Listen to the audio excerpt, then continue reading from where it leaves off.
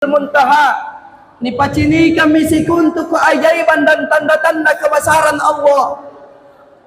Allah Ta'ala dipacini kami nabita, dipacini kami surga, dipacinikan kami neraka.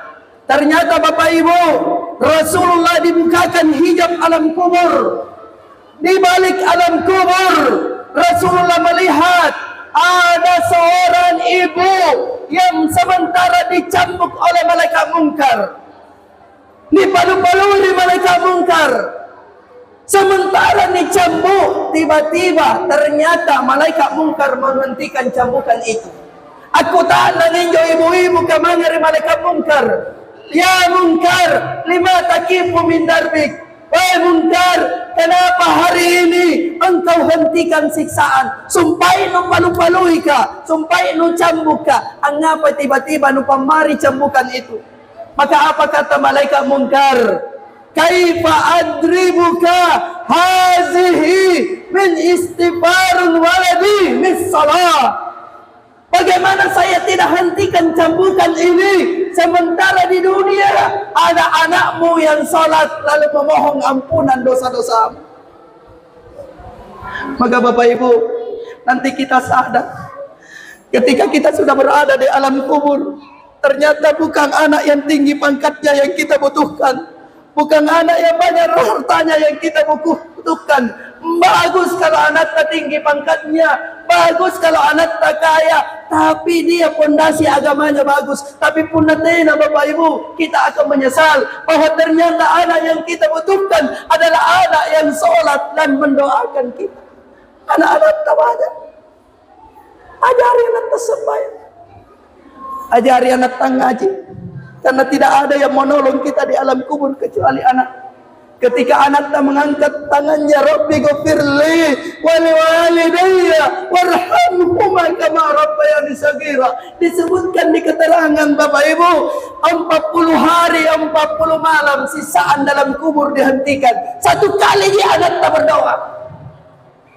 Bagaimana kalau anak tak berdoa setiap habis salat, setiap sujud terakhir dia berdoa, Rabbi ghafirli wa liwalidayya warhamhuma kama rabbayani shaghira. Maka orang tua itu tidak mendapatkan siksaan di alam kubur.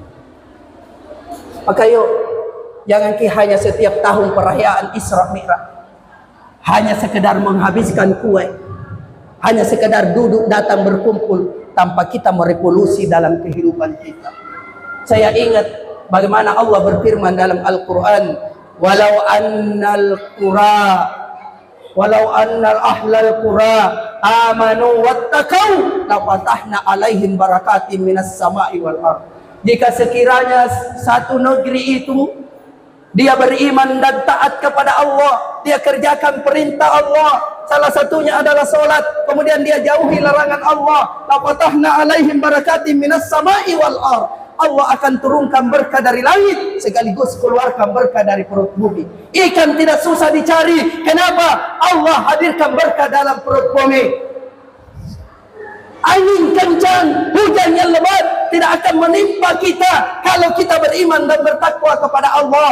Maka perhatikan, negeri yang dimaksud di sini coba kita perkecil. Contoh, Indonesia. Indonesia ini terdiri dari beberapa provinsi, betul? Kemudian kita ambil, kasih kecil lagi, kita ambil provinsi Sulawesi Selatan, terdiri dari beberapa kabupaten kota, kurang lebih 24 kabupaten kota. Kita perkecil lagi kata negeri itu dalam Al-Quran, kita ambil kota Makassar, terdiri dari beberapa kecamatan, betul? Sekarang kita perkecil ke kota Makassar, kita ambil kecamatan Sangkarang. Sekarang kecamatan Sangkarang terdiri dari beberapa kelurahan. Kita perkecil lagi negeri itu, kita ambil kelurahan Barancadi. Barancadi ini terdiri dari beberapa RT dan RW, betul? Kita perkecil lagi, RT itu terdiri dari beberapa rumah, betul? Sekarang RT itu kita perkecil, maka ia ada dalam satu rumah, betul? Kalau dalam satu rumah tak semua sembahyang, kalau dalam satu rumah tak semua dekat dengan Al-Quran, Kalau dalam satu rumah semua jauhi perintah, larangan Allah, semua sholat, semua puasa, semua dekat dengan Allah, maka di dalam rumah itu turun berkah. Sekarang kita perkecil, di dalam rumah itu ada beberapa orang. Negeri yang dimana dimaksud adalah setiap diri. Karena anne batan kalenta sesungguhnya adalah dunia kecil. Jika dunia ini yang kita bawa ke sana kemari Bapak Ibu, dia beriman bertakwa kepada Allah, jauhi larangan Allah, taat kepada Allah, maka negeri ini akan makmur. Di mana itu makmur? Qalbul mu'minin baitullah. Hatinya orang beriman itu baitul makmur. Makanya ketika Nabi Ibrahim alaihissalam berjumpa dengan Nabi Muhammad di langit ketujuh, Nabi Ibrahim sandar di Baitul Makmur.